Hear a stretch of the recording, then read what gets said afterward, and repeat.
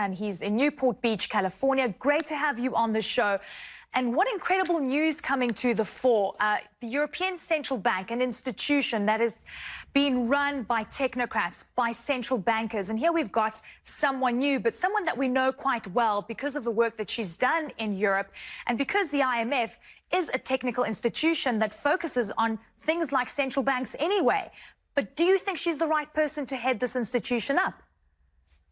I do. I think it's an inspiring choice, and it comes at the right time. And it's a big break from the past, but one that has been needed. Okay, so she's not a central banker. She's not an economist. She doesn't have that technical ability, one would say. She's also a politician in many people's eyes. And she has in the past said, we've got to keep politics out of central banks.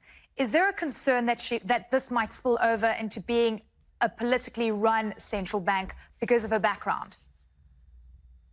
No. I mean, look at what she brings to the table. Yeah. Very deep national experience. She was a Minister of Finance and international experience, a very successful tenure at the IMF. She knows the private sector well. She knows the public sector well. She surrounds herself with experts and learns from them very quickly. She's known to be a hard worker. She thinks in a multidisciplinary way. She has politician rock star status. She's a great communicator. So put all that together, and I think that the world and the ECB is going to be well served by her leadership at this time. And it is a really important time. I think the hard thing is not the political interference with the ECB.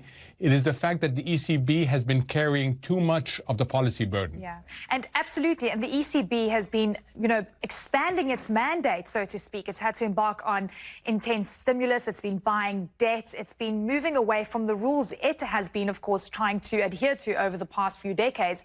Mario Draghi's leadership was interesting. Do you think she's going to be very different to him, or do you think she's going to continue on his path of this, stimulating Europe out of a crisis? So I think she's going to try and make the handoff that is so desperately needed. If she's not able to do that, she will think out of the box, just like Mario Draghi did. That's her inclination. She is a big thinker. She brings in different elements. But the big hope for Europe is that we get the policy handoff. And today we got another warning. Yeah. The German 10-year yield set a new negative record at negative 37 basis points.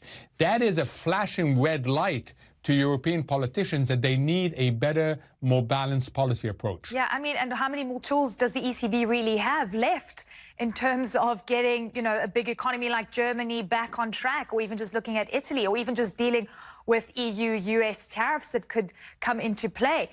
The Europeans right now have a tough task ahead of them, and Christine Lagarde and the new leadership are going to have to try and navigate this. Absolutely right. I mean, first of all, she's going in at a hard time, not only because the ECB is running out of tools, like you said, but also because the economy is weakening. I think at best, Europe could hope for 1% GDP growth rate. And at that low level, you risk what's called stall speed. Think of a plane that doesn't go fast enough to overcome all the structural issues. So she comes at a tough time, but I think it's important to get new blood into this, to disrupt the system a little bit and try to undertake